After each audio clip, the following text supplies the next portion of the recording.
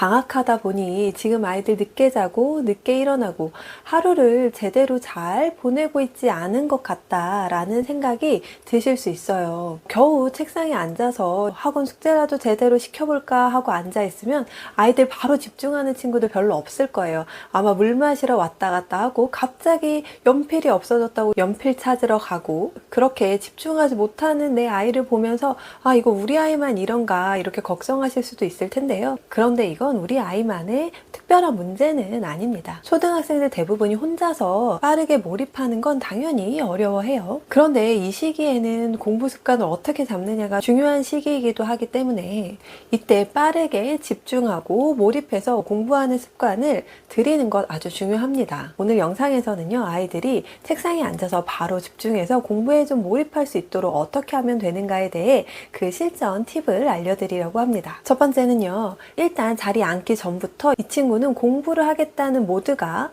켜져 있어야 해요. 그러려면 어떻게 자리에 앉기 전부터 공부할 수 있는 집중 모드가 생겨날까요? 일단 자리를 잘 정해주시는 거 좋습니다. 아이들 침대에 앉아서 문제 푸는 친구들 있고요, 침대에 누워서 책 보고 거기에서 모든 걸 다 해결하는 친구들이 있어요.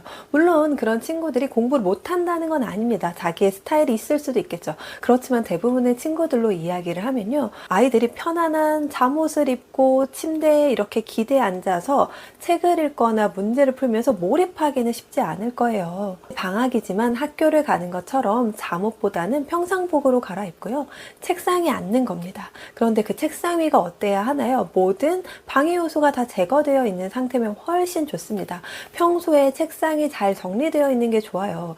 아이들이 공부하기 위해서 책상에 앉았는데 책상이 너저분하면 아이들이 이렇게 합니다. 일단 책상 정리부터 해야지 라고 생각하거든요. 그런데 책상 정리 다 하고 나면 너무 피곤해져서 공부를 또 하지 못해요. 그리고 시간도 그만큼 지나가 있기 때문에 책상 위에는 최대한 방해 요소가 없는 게 좋아요. 여러 가지 많은 책들, 너무 많은 필기류들, 이런 것들 다 필요 없고요. 그 앞에 책장 같은 게 없는 것이 훨씬 좋습니다. 책상만 딱 읽는 게 좋아요.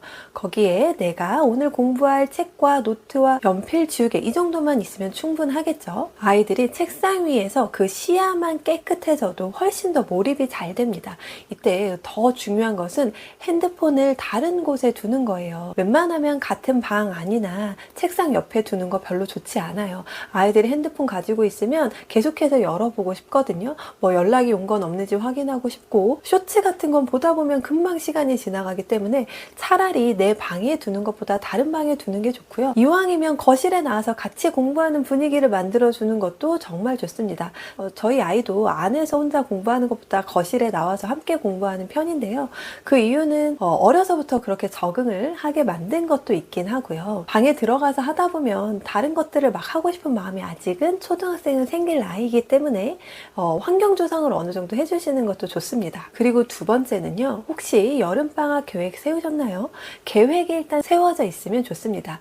전날 자기 전에 다음날 내가 무엇을 해야 하는지 어느 정도 알고 잠이 드는 것과 아무것도 모르는 상태에서 잠을 자고 다음날 일어나면 뭐 해야 할지 모르는 상황들이 많거든요.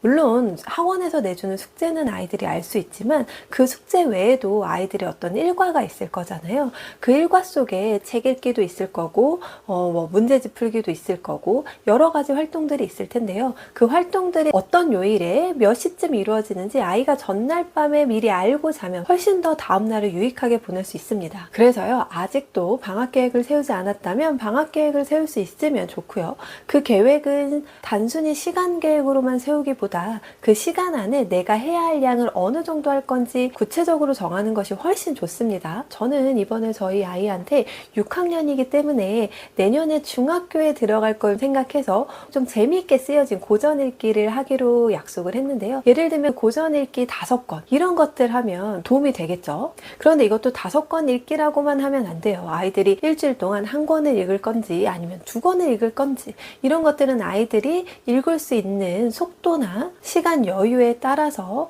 내용을 잡아줄 수 있겠죠. 그래서 초등학생 아직 부모님과 계획을 세우는 거 너무 좋을 것 같아요. 그리고 제일 중요한 것 있습니다. 아이가 빠른 시간 안에 집중할 수 있는 것, 바로 스탑워치를 준비하는 거예요. 저희 아이도 좀 멍 때리는 케이스거든요. 그런데 이걸 좀 잘 잡아주는 건 스탑워치를 켜고 하는 거예요. 1페이지부터 5페이지까지 하는데 몇 분 안에 하겠다라는 타이머를 잡아 놓을 수도 있고요. 아직 내가 몇 분 안에 할 수 있는지 그 능력치를 모른다면 그냥 스탑워치를 켜면 돼요. 스탑워치를 시작을 누르기만 해도 아이가 조금 바로 집중합니다. 집중해서 5페이지까지 했는데 과연 내가 몇 분이 걸렸는지 시간이 나오거든요. 그러면 내가 5페이지를 푸는데 몇 분이 걸리는 친구인지도 스스로 알게 되고요. 그러면 계획을 앞으로 세우는데도 훨씬 더 효과적이겠죠. 그리고 마지막 세 번째는요. 일단 이렇게 계획을 세우거나 아이들이랑 집중하기 위해 뭔가 엄마랑 계획을 세웠을 거잖아요. 그때 약속을 하신 뒤에 그 약속을 꼭 지키시는 거예요. 그런데 약속을 이렇게 정하시면 안 됩니다. 이 책을 한 권 읽고 나서 너 바로 TV 볼 수 있어. 이런 식으로 하면 책을 대충 읽고 문제집을 대충 풀게 되거든요. 처음에 공부 동기가 잘 일어나지 않을 때는 외적인 동기를 주셔도 됩니다. 예를 들면 이번에 네가 일주일 약속을 잘 지키고 계획을 잘 지켰을 때 너가 원하는 여행지를 데려갈 거야 라는 약속을 했다고 볼게요. 그러면 스티커 같은 것들을 매일매일 붙여주시고 진짜 그것이 완성됐을 때 꼭 아이를 데리고 여행을 가셔야 되는 거예요. 그걸 제대로 지켜주지 않으면 어차피 내가 이거 지켜도 엄마랑 아빠가 아무것도 안 해줄 텐데 라고 생각해요. 물론 아무것도 해주지 않아도 아이 스스로 공부를 하면 너무 좋겠죠. 그런데 중학생이 되면 정말 수행평가도 많고 지필고사도 많고 아이 스스로 공부를 할 수밖에 없는 환경에 놓이거든요. 그런데 아직 초등학생은 그 동기가 좀 약할 수밖에 없어요. 통지표도 동그라미, 세모 이렇게 나오잖아요. 그러니까 아이들이 확 와닿지 않아서 지금은 엄마가 이런 약간의 보상을 활용해서 도와주셔도 좋을 것 같습니다. 특히 초등 고학년이면 읽기와 쓰기에 좀 집중해 주시고 방학이 짧지만 뭐 한 가지만 제대로 하겠다라고 마음 먹고 진행하다 보면 아이들이 충분히 의미 있는 방학을 보낼 수 있어요. 그리고 특히 고학년 쓰기 공부는 어떻게 하면 좋을까라는 걱정이 되신다면 또 이 영상을 한번 살펴보시면 좋을 것 같습니다.